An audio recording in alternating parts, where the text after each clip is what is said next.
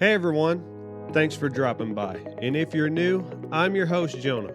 Welcome to the Blue Collar Enlightenment Show, where we learn new things every episode through conversations with guests from all around the globe. Make sure to hit that subscribe button so you can keep up with the journey. Enjoy the episode.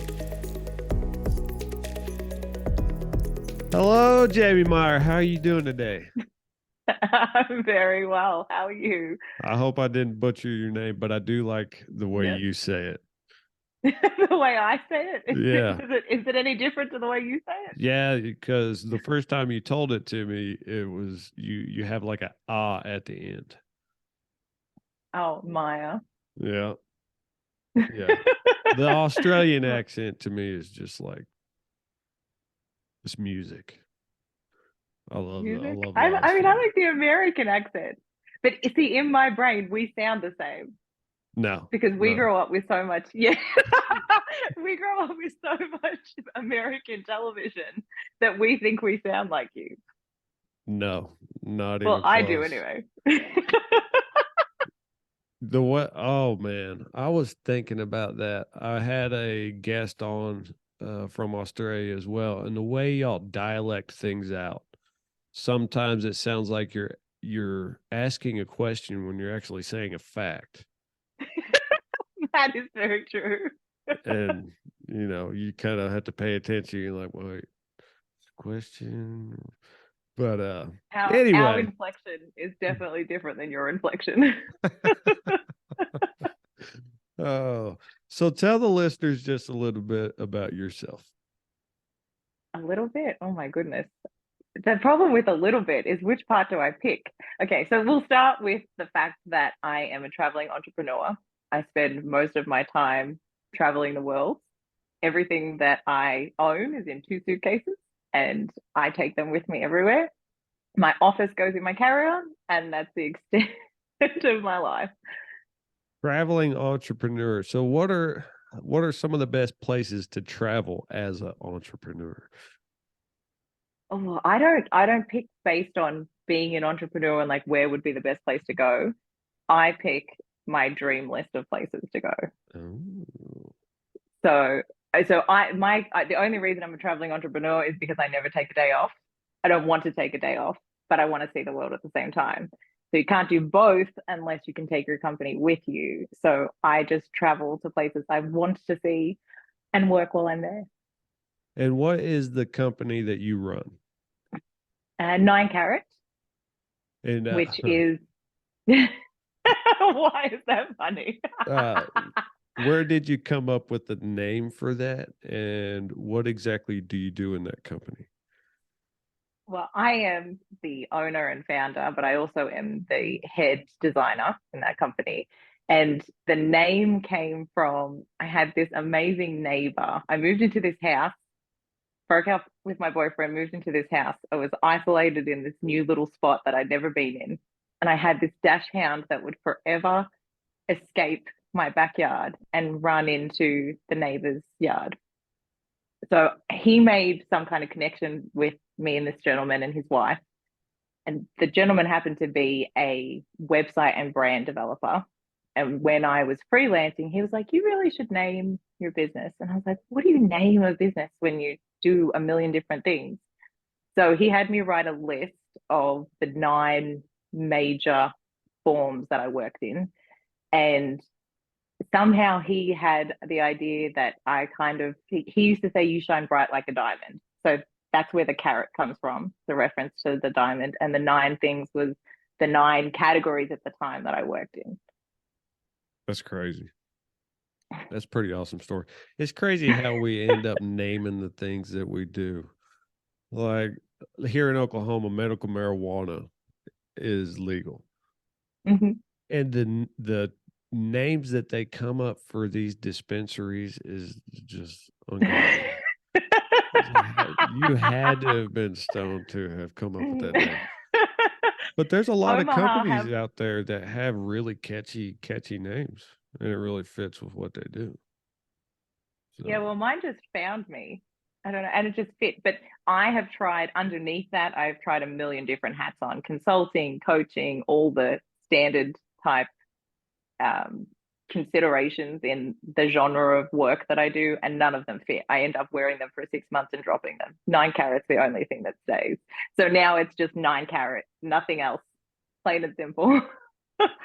So is that what your company is wrapped around, is consulting with other businesses? It started off that way. We started working with dynamics, business structures, better business practices, more sustainable longevity in business, and capitalizing on internal talent. That then evolved into working with entrepreneurs, working with individuals, into organizational coaching, into non-for-profit development and building foundations for income. It's kind of just taken on a life of its own. A whole organism that just works. Yeah. So basically, if somebody rings me for my help and I have an opportunity to help them, or I know how to help them, I'll take it on. So what certain skill set do you bring to clients?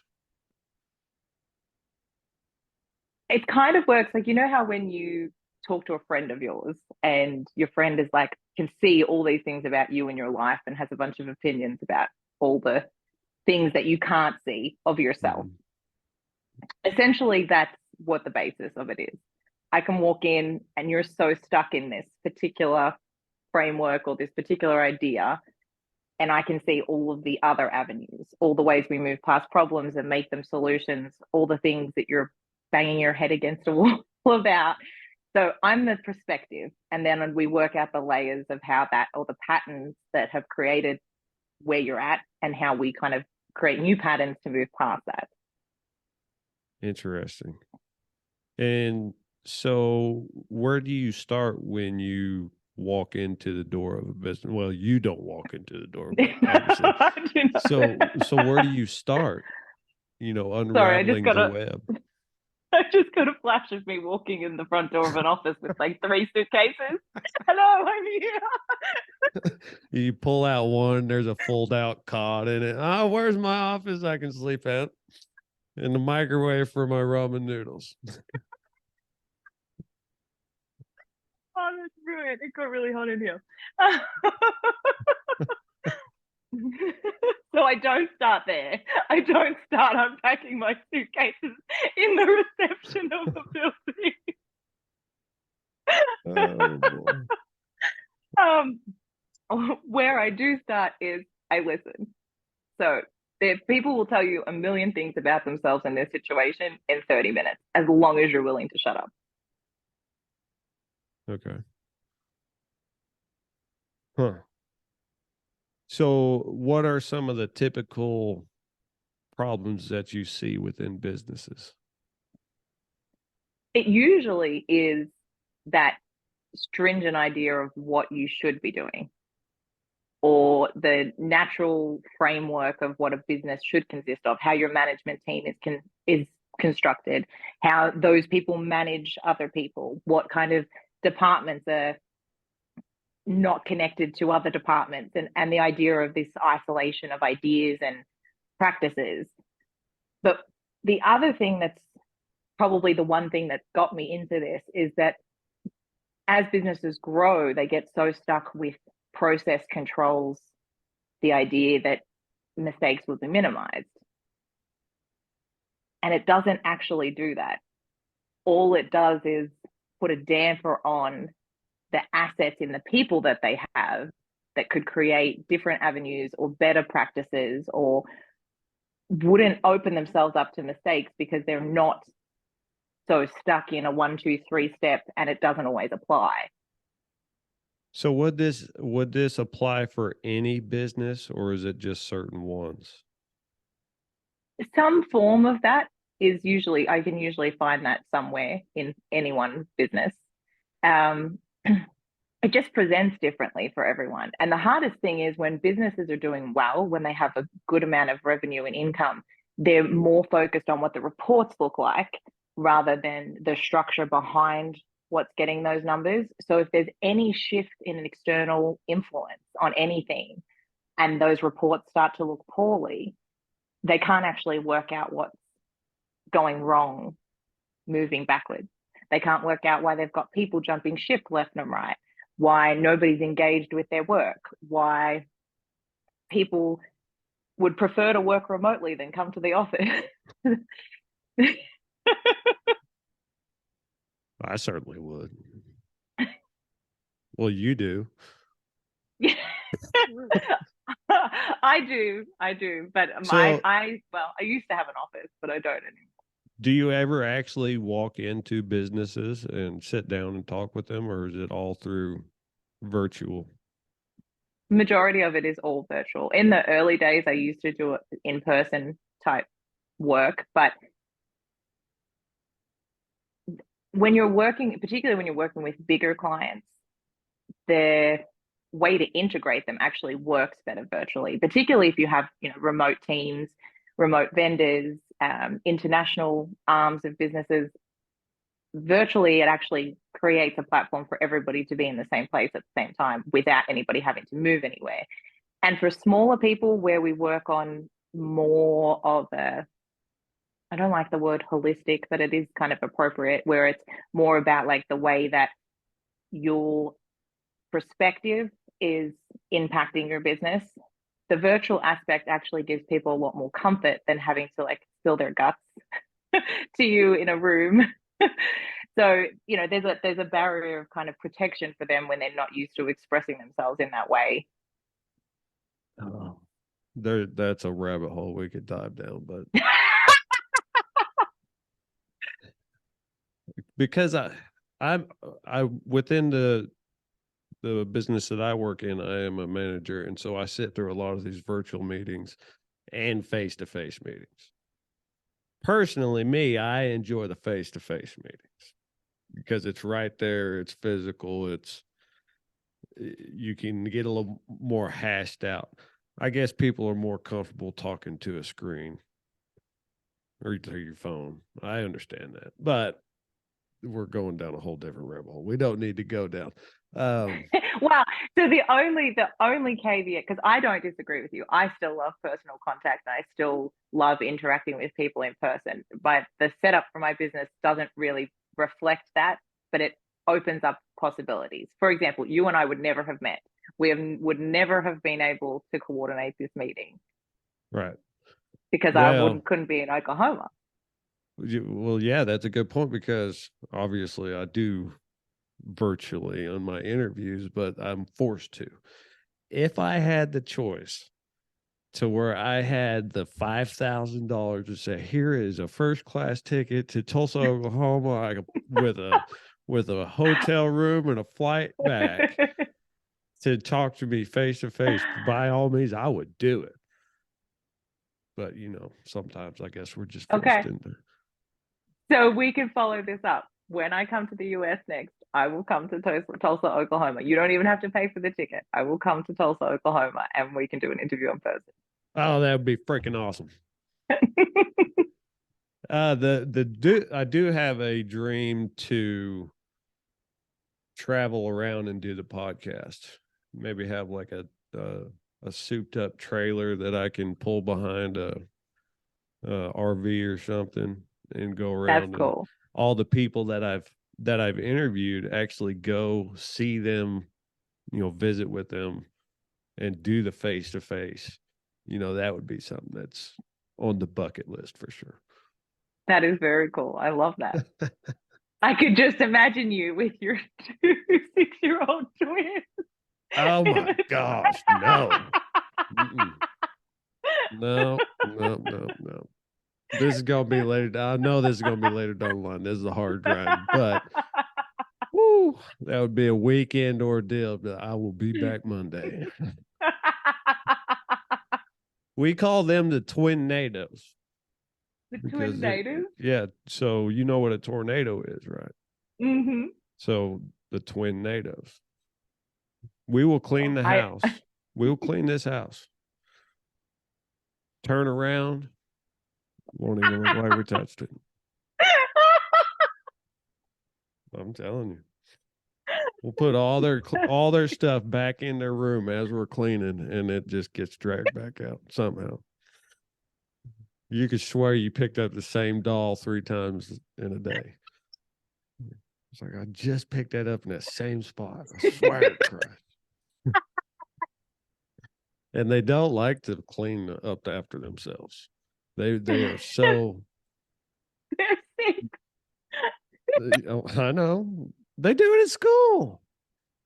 They do it at school. Their teachers like, oh yeah, they clean up after themselves all the time. Not at home. Not at home. It sucks at 5 o'clock in the morning when I'm trying to go to work. You step on like a pair of those little sunglasses for dolls. That's worse. That's next level to Legos right there. Oh man. We're getting a little off track. We are, but that was fantastic. I enjoyed that so much. Because it's just such a juxtaposition to your whole vibe, because you're so, you're so Tulsa, Oklahoma, and so country and, masculine, and then you're standing on little doll sunglasses. It's fantastic. Oh man. Oh, but they're the greatest ever. They've given me more that's awesome moments than anything else. But they're girls. They're girls. And they're 6. And there's 2 of them. And they're emotional because they're learning their emotions. So bedtime's the B word.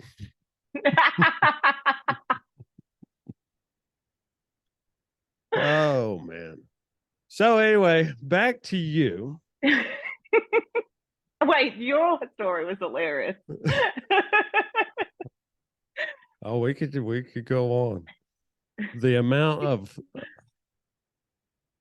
of paint that's on the floor is outrageous. Paint? Oh yeah. Mama loves to paint. And so she lets them paint anytime they want. And they don't care. They'll go off the sheet and onto the table. And so you have little artworks while I'm eating. It's beautiful. That's little abstract art. Use my imagination. It can be whatever it is.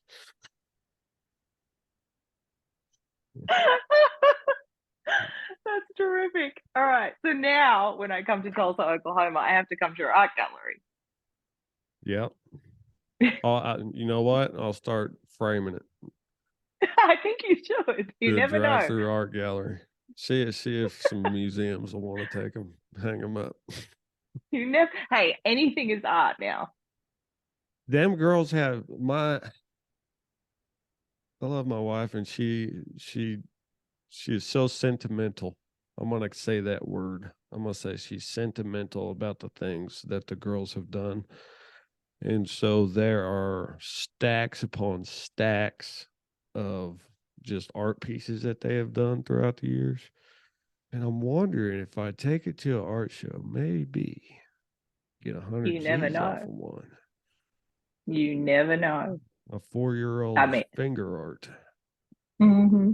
And see, this is the thing. Like, I appreciate the sentimental side of your wife right there, but my mom was the same, right?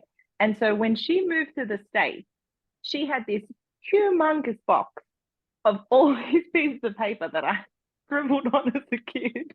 Just like, here, this is, your legacy. I'm like, my legacy of what? How am I going to fit this in my 2 suitcases, Mom? I can't do anything with it. You got a stick figure that you had a bow tie on there back from the 3rd grade. Imprints of my hand, and whoever let us hand paint. I don't know. I mean, what was I going to do with it? She probably hadn't looked at it in 20 years. No, and you're not going to look at it until you're 60. And when you're going through your attic when you sell your house, and you're like, oh, I forgot this was up here. Oh man. That happened when I went. That happened when I went through all my stuff when I moved from my last house and was super downsizing, because I was trying to get as minimal extra stuff outside of my 2 suitcases as I could possibly get. And so I had to go through the box of things that I was given. Oh, that's crazy. Yeah, just pick and choose. Grandma, I need you to hold this for me. Yeah, well, essentially, yes. That's exactly what happened. Hey, Grandma, you want this?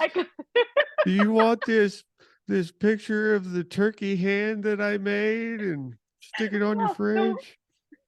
the worst thing about that was my grandma was like, sure, I have a box of stuff that you made me that I still Just add to it, Grandma. Sorry, I'll get you a tote for it. And then when I finally stop traveling. So I'll go through it maybe. okay, here's a question I have for you. So do you have a permanent residence, or do you just go where you want to go? By what do you mean by permanent residence? So you don't. So my grandparents are in their 80s. So when I sort of made my life choice that I was going to travel full time, the best thing for them was because none of like we all live. I'm not the only gypsy in my family. Everybody lives all over the world. So the best option for them was for me to be available to them as they kind of got older. So my permanent residence is technically their house, but I don't spend a lot of time there. Hey, that don't matter. That's your home, right? Well, I mean, soon will be your home. That you hope for. So what's your favorite place to travel to? Okay. Oh. Where do you spend most of your time when you travel?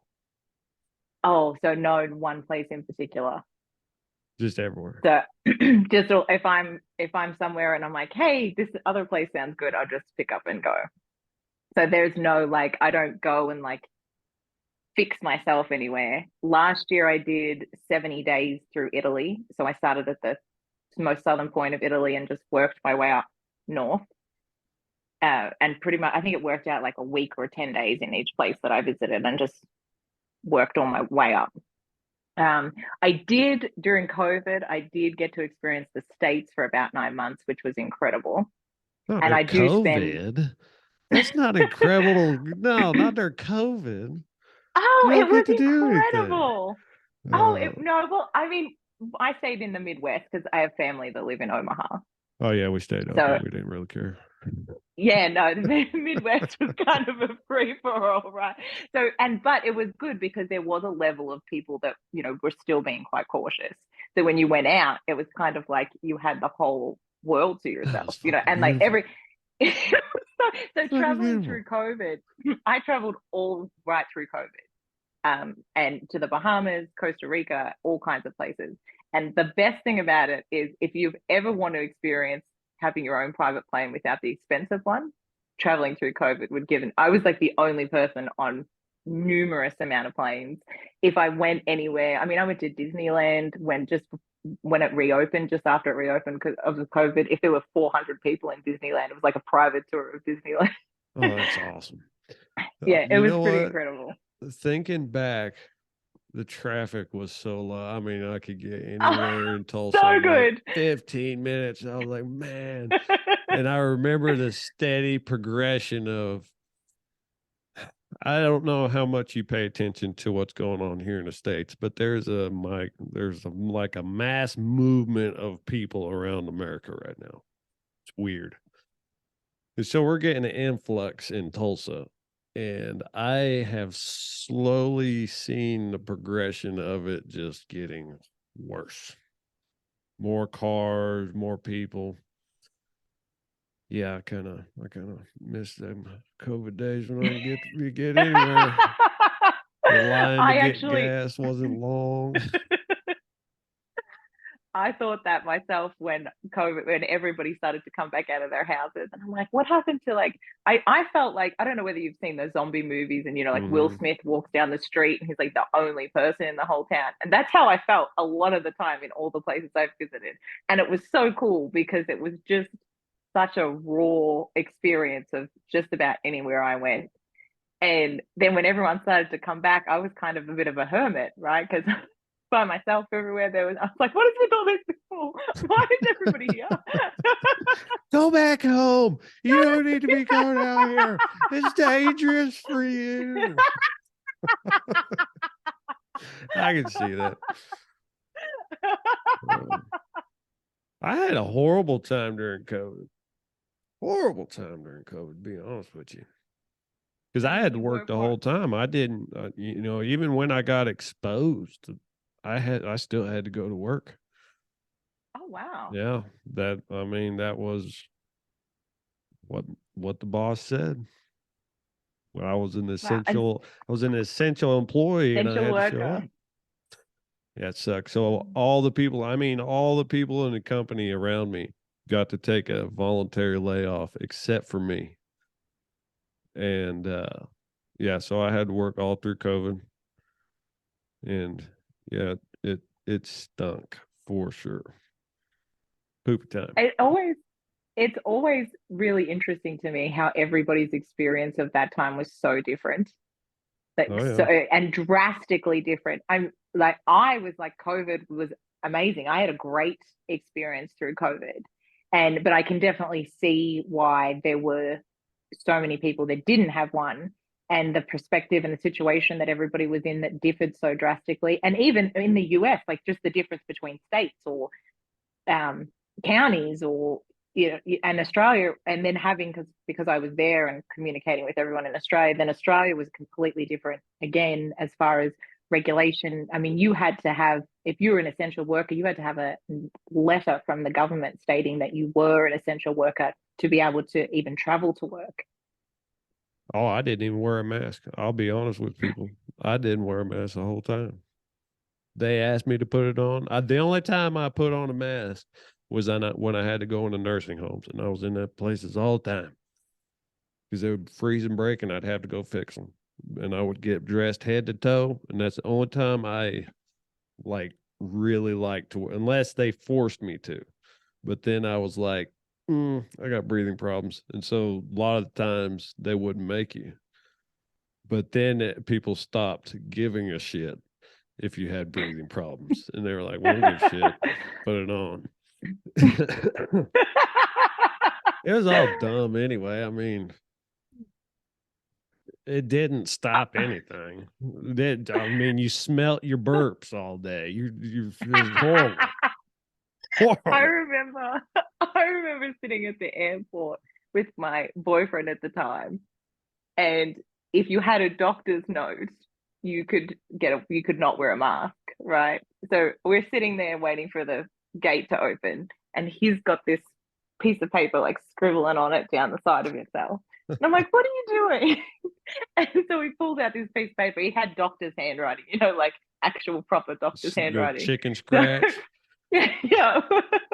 And he goes, I just wrote myself a note to, say that I had a health condition and couldn't wear a mask. And I was like, so where's mine? Like, you've got yourself off. You can't have one too. That's too fishy. That's too fishy. Exactly, right? That's exactly what I got. Oh, COVID was horrible. I mean, it showed a lot of things in the world, but altogether is a horrible ordeal. I think everybody agreed to that. Yes, as a percentage of people's experiences, definitely there was more hardship. Except for Jamie Meyer. No, Travel all well, don't. around. I mean, I did, No, yes, I'm just giving you a hard time. No, yes, it's good that but you had fun during, one of the biggest things that's happened in our lifetime, and probably will. It's good I that you also had had a good experience through it.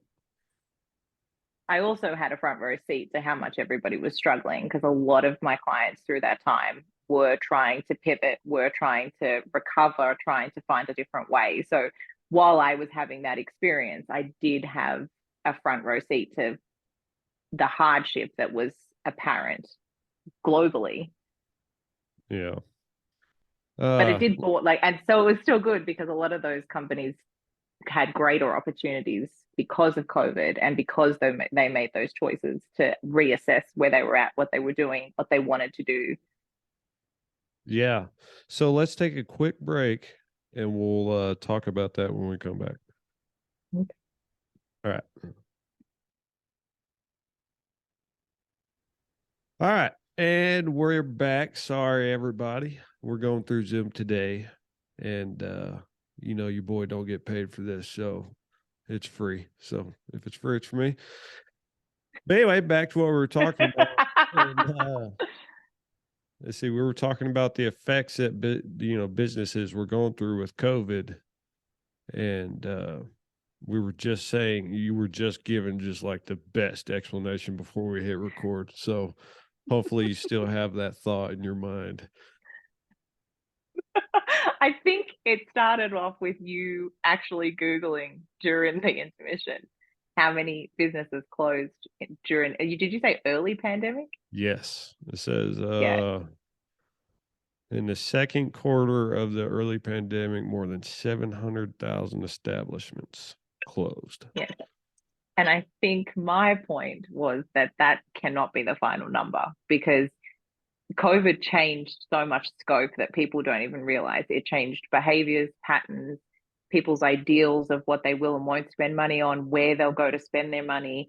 And so now there was a recovery period post pandemic, and people that didn't adjust to the new patterns, the new ways of society functioning, are still now not being able to recover. So the next, 12 to 18 months, we'll still see a influx of those businesses going under because their recovery period was not as strong as they were anticipating.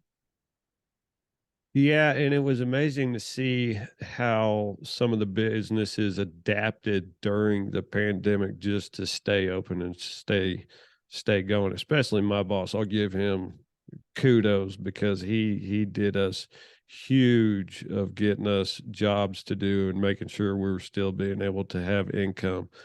And yeah, just some of the things that companies had to adapt to just to keep afloat, sending people home to do virtual work.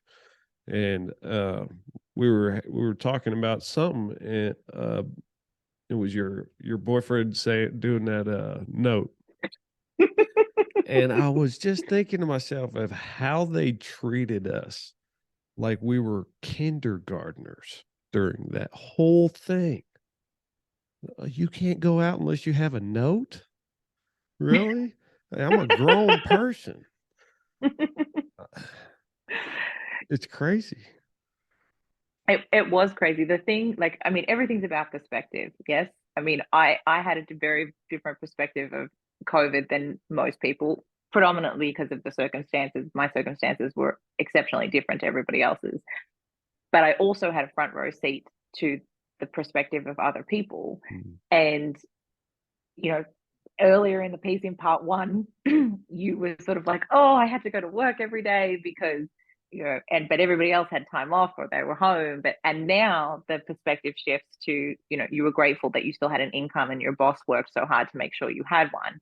So I think for me, while yes, we were treated like kindergartners, and do I necessarily agree with that? Probably not. But it highlighted so many systematic issues that we have in society, in the way we approach each other, in the way that we function, that long term there can only be good that comes out of it. If we're willing to make a choice that there's something wrong and there needs to be an alternative. Oh yeah, you're totally right. And I do disagree with myself on the whole treating us like kindergarten because there are people out here that do need to be treated like kindergarten. Not even gonna lie. A lot of and them. and that's and that's everywhere. I mean, there's such a varying scope of how people function and think and make choices that I suppose from a government body point of view, they needed to make sure that they spoke to every length of degree of those intellectual capabilities or interest capabilities, or like they couldn't just sort of assume that people would do a certain thing or act a certain way, being that not everybody's inclined to do so. So from that perspective, I mean, how do you then implement?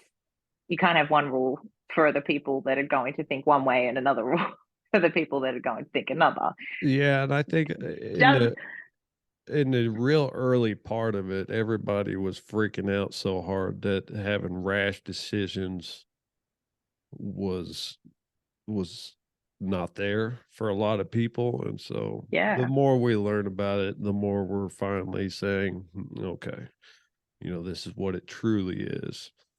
I'm not saying I know a lot about it. I don't even pay attention to the news. I don't turn on the TV. I don't watch movies. I listen to podcasts, and I do mine. Yeah. And I'm not a big news, I mean, I like to stay abreast of things, but I'm not a big have something regurgitated in only one perspective type person. So anything that I, do know is from different perspectives of research. But I think the biggest thing for me was and something that I did have a front row seat to was the inherent fear that we naturally slipped into, which was very curious because I mean, and it's natural human nature to be scared of anything that we don't understand or fear anything that we don't understand. But it was kind of like a palpable, all consuming fear. I remember coming back so I was in the US, I went to the Bahamas, I did a little bit of time in Costa Rica, and then came back to Australia. I think it was January 2021. And I got off the plane. There were Australian Federal Police sort of guarding us off the plane to make sure that, nobody touched each other or that we didn't bring anything into the country.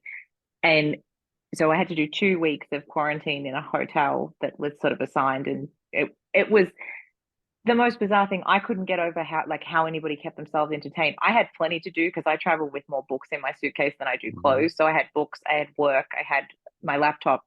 But all I could think about was like all the people that didn't have any of those things. What were they doing for 2 weeks? Like, how could they have possibly functioned in such a small confined space for 2 weeks without anything to do?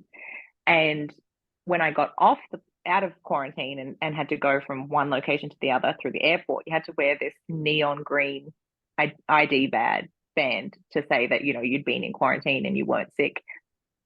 And I remember all the most vivid memory of like everybody sort of rushing me at the airport to say, oh my God, what was having COVID like? Like, where did you come from? How terrible is it? All this kind of stuff. And I was like, one, in all the years that I traveled, I actually never had COVID. And two, like the stories, like the regurgitation of stories or impressions they had about what was happening in other countries was just so far from anything that I had experienced that I couldn't understand how they would even have that perception. Was there any places that you were restricted to going, like you couldn't go anywhere? Like you say you wanted to go somewhere and you could not go? Yeah, there were so during COVID when I traveled, it was basically look at the countries that were accepting international visitors and then make travel movements based on those. And that was even down to like which countries you could transit through, because there were like some countries wouldn't even allow transit passengers. So there was, a great deal of restriction. I think there were only about 6 countries during COVID, and not through all of COVID. Like when I was in the US for 9 months, you couldn't travel anywhere. Everybody's borders were closed.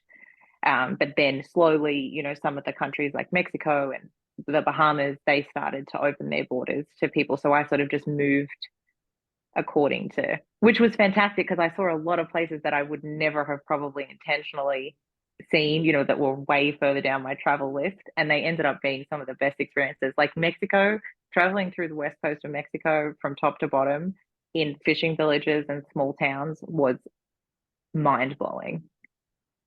Oh, the next time you come on, we're gonna have to talk about all about the travels. I know you said you only had about 20 minutes, um, but I have a few more questions. Uh, Fire away. so what has been the most enlightening moment of the journey you've been taking? Oh. Okay, so my journey probably started when I was getting divorced at 24. That was a super enlightening experience. And probably since then it's been a little bit of the same theme, but the boundaries and the progression changes based on that. It was most of my journey has been about realizing the level of expectation that I naturally succumb to, as far as societal expectation, inherent generational following type stuff. And then realizing, like, actually rewriting what that is and how you go about actually enacting something completely different in your everyday life, which essentially translates to what I do for a living, which is ironic. um, I think discovering myself has probably been the most enlightening thing. And it was probably the thing I was most afraid of. Isn't that the most eye-opening experience, is when you're finally like, I kind of know myself now. Right? You It's a know, pretty good feeling. it is like, who is this person that I didn't know? And then you Yeah. start to pick things that you're like, I didn't even know I did that. Even though you've been Yeah. told you did that about a million times, you're like, I Um, didn't know mhm. that. Yeah. Like I get pointed out that I am, and I guess you could say the asshole of the group. I'm an Okay, that's asshole an friend. interesting to say. I don't like the term, No, I can't blame you. but it's necessary. Somebody's got to be the guy that in the moment says, "Do you really want to do that?"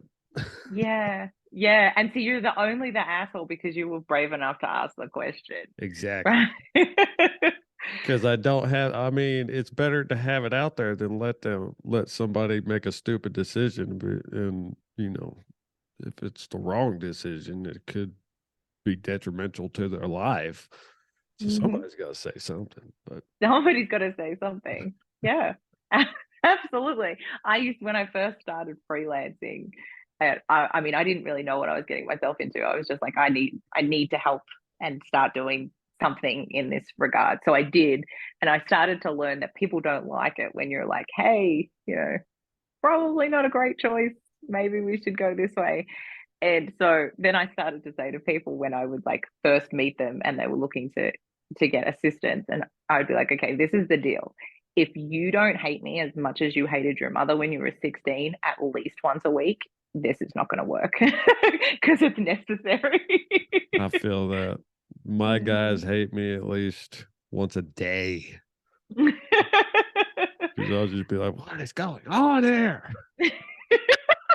We do not need to be doing it like this." Yeah, I get that, but it's good. It's good to have that person in your life that'll say that. I mean, even though you don't like it, I still have to have the person that says it to me. And Yeah. and I hope the people around me respect me enough to be that asshole to me that I am to them, apparently. And the funniest thing about that is like everybody would call, like I would be a bitch, you would be an asshole. But there's a level of like appreciation for somebody even broaching the subject, and the negative connotation just comes from the fact that like they didn't want to face it, or they didn't want to own it or become accountable for it, or didn't see it, and they're like, oh, why did you see it and I didn't? Oh yeah, oh yeah. But give them 5 minutes. They'll, you know, everything will be good. Usually. Yeah. Yeah. And so they say, you are the you are the five people that you spend the most time with. And when I first heard that concept, I was like, oh, it's interesting. Like you should have people you want to aspire to be in that group. You want to be somebody that's better than you or more successful than you or nicer than you or whatever. And so you create those five people so you level up, right? But the thing that I've learned is that those five people don't need to be something that you want to be. They need to be something that you need. So you need somebody who's going to call you on your shit. You need your cheerleader. You need the person that, will let you talk endlessly until you figure out your own problem. You need people that contribute to like you being better in yourself, not that you are trying to grow into. Oh, I get what you're saying. And a big thing that I tell people is make sure you step out of your own way. Your mind will fuck you over any chance it gets. 100%. And so tell yourself to shut up sometimes, Well, especially when people you don't get too deep. Well, people don't realize that your brain is designed to keep you safe, right? Mhm. And so your brain understands. It's why we fear things we don't understand, because your brain is designed to keep you in a controlled environment where it knows what to expect. And that's your brain's definition of safe.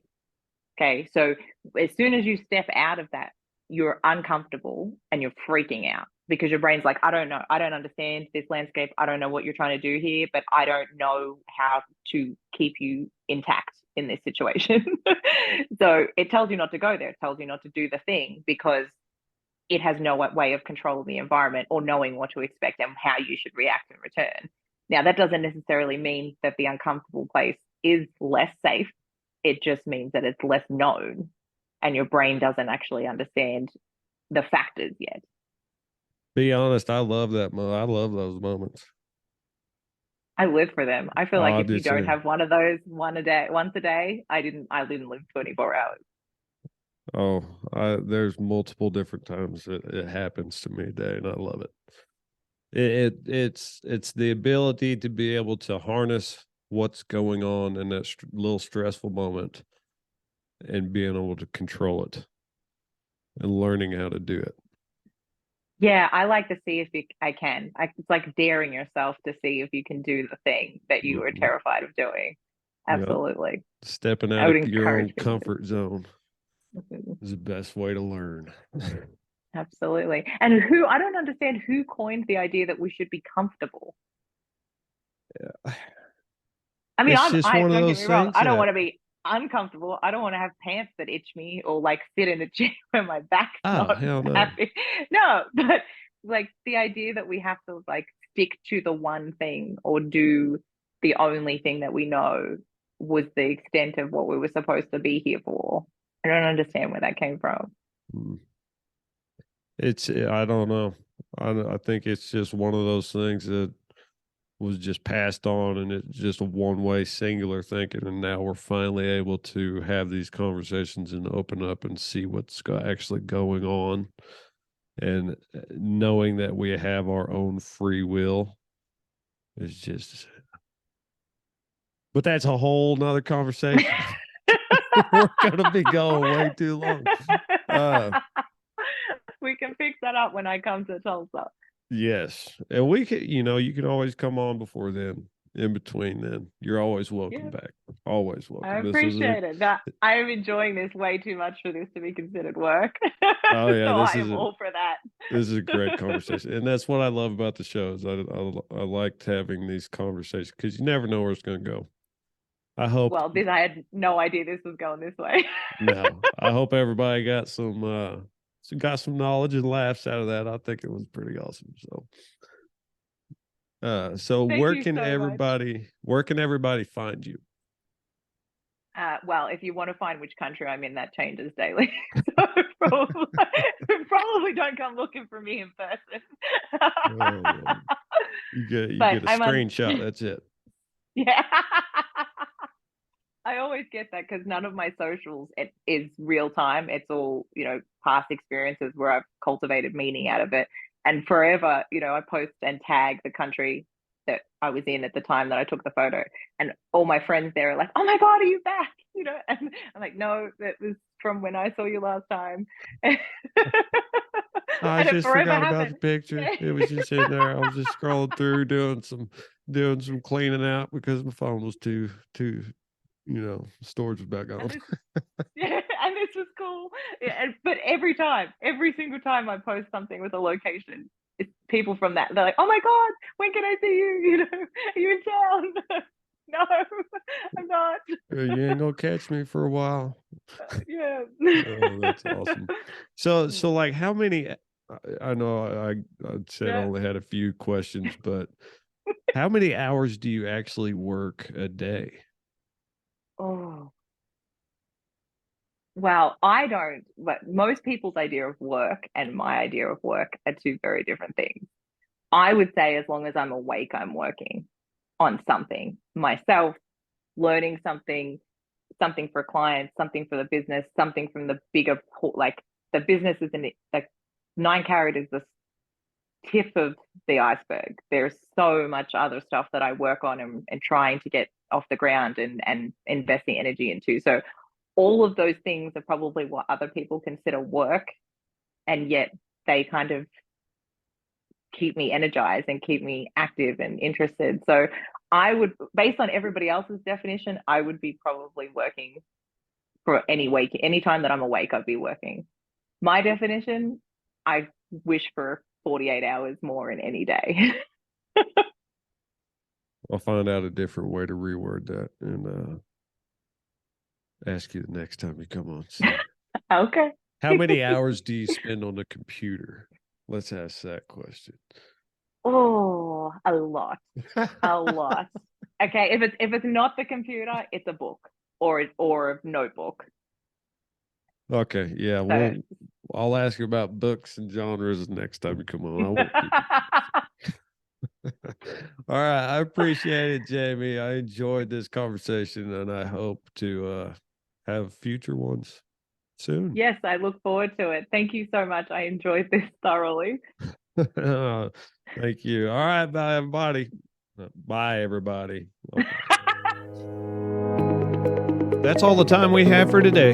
Head over and check out our website, thebceshow.com, where you can subscribe to the email list and contact us. But remember to leave us a rate and review. Helps the podcast with that pesky algorithm. Thanks for listening, y'all.